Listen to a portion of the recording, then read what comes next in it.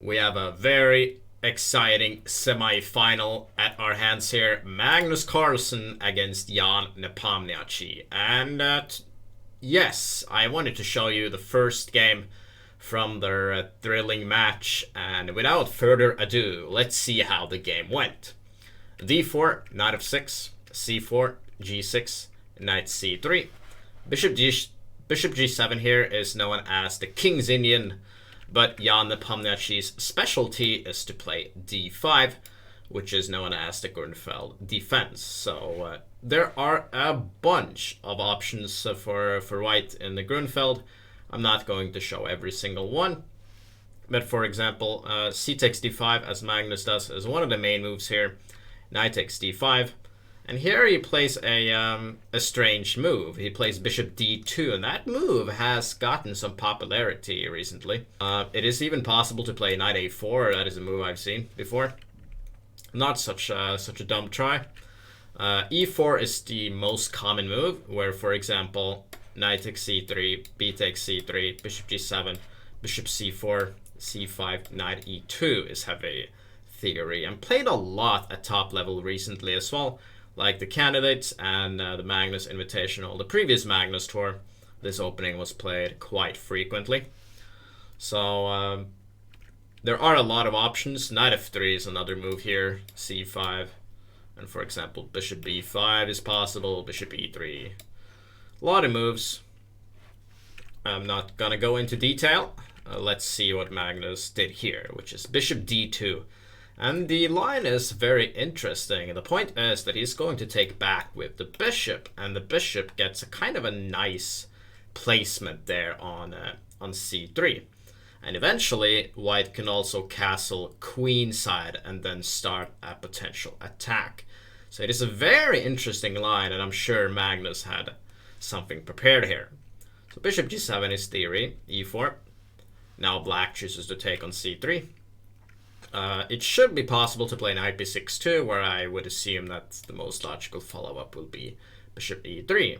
And now white has this nice center here. Keep in mind that now c5 is not so desirable, because you can just simply take it. And normally, like we saw earlier here after e4, takes, c5 is one of the main moves, because it's not really possible to take, and very often, as the pieces develop, you can take on c5, but the pawn is so vulnerable that black will win it, and then you will have a slightly weak pawn on c3.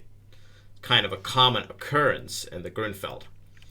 But the story is entirely different when you have a bishop on e3, like after knight b6. So knight takes c3, bishop takes c3, castles, queen d2. Magnus is going to go for a long castle, and he's going to launch an attack on the king side. You can, for example, try h4, h5, or simply just develop with knight f3. Let's see what Nepomniachtchi does.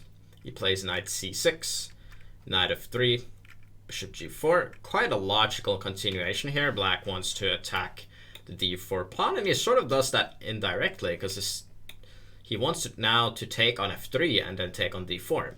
So d5 is played here by Magnus. Bishop takes f3, bishop takes g7, king takes g7, and g takes f3. And we have a very interesting position. Black has a knight. We have a bishop. Magnus has a bishop. And these pawns are quite strong. But black has decent control of the dark squares, which could be very beneficial. But black has to be careful. If black is not careful, he can end up in a worse position very quickly. So knight e5, attacking on f3, so castles. This is an indirect way to protect f3, because if knight takes f3, we can play queen c3, or queen f4 as well, actually, and the knight is trapped. But here, you're attacking both the knight and king, so it would not be possible to take it. I can also say that after queen c3 directly, f6 would be the way to defend the knight. The only way, but it is enough where we have a complicated position. But I like castles. c6, that is also a logical move. Black wants to open up the position here and then try to attack white. This is the reason why Magnus plays bishop h3, because he's now attacking c8, which means that rook c8 is no longer a possibility. And if black was going to take on d5, we could simply play rook f3 and then maybe take with... here we might even play f4, but to me it seems fairly okay to take with the pawn, because we get a decent square on e6 for the bishop. And we still prevent rook c8, which is of course very, very important. So Nepomniachtchi plays king g8, which is also a logical try, because you do not want to you want to get away from the pin with queen c3. And if you don't have to play f6, I would say that is a good thing, because then you still have control of this important e6 square. And now if I am going to play queen c3 like Magnus does here, he can still protect the rook with queen d6 or queen c7. But Nepomniachtchi, he doesn't play any of those moves. He plays queen b8, which is actually a horrible, horrible blunder. And if you want to, you can pause the video and you can see if you can find the world champion's continuation here. It is a very, very good move. And it's the only way to get a winning position. Before we go into what happened, again, queen c7 would have been much, much better. And the point is that the tactic that we will see in the game does not work, primarily because of this square here is covered by the queen. It's quite important. So the game could, for example, continue king b1 and then something like rook d8, and we have a complicated position which can go either way. It's probably roughly equal, I think. I'm just going to say that it's unclear. Chances for both sides, I guess. But Nepomniachtchi, he blows it and he plays queen b8, and the killing move is d6. The important thing is that it would not work directly to play f4, because if you do that, I can play knight g4. This was Nepomniachtchi's plan all along, because if I now play queen f3, you can then play knight f6, and black has decent pressure here. Because if we take here, we can take back, and this is very dangerous for black. Queen b5 and rook b8 coming quickly, and queen a4 eventually. And these pawns are quite weak. So this would be very good for black, but Nepomniachtchi overlooks something very important. And another thing is that I cannot take, of course, because then black takes on f4 with check, and the bishop is gone. So f4 wouldn't work, but d6 is good enough for a victory. And the point is, we block this entire diagonal, and black is more or less forced to take the pawn. So when he takes, we then play f4, and the knight is absolutely trapped. The d7 square, as I said, is covered by the bishop, so we can simply take it. And that's why queen c7 was better, because we cannot take the knight then. And yeah, the game is over, technically.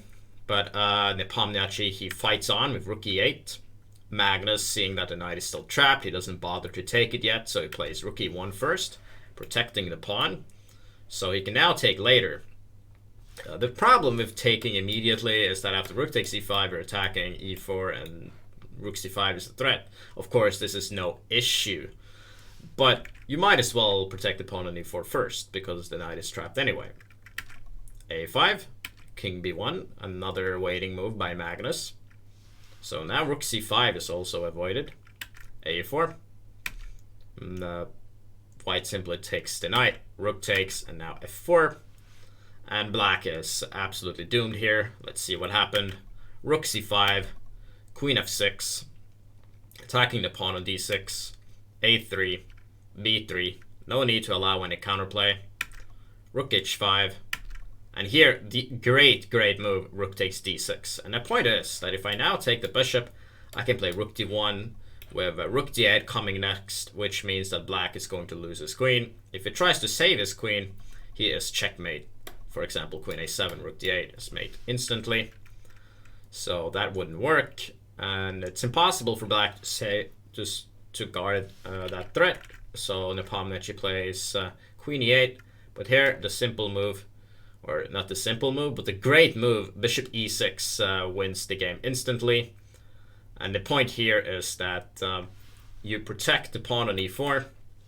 The problem with after queen e8, if I had played rook d1 here, queen takes e4 would have been an option.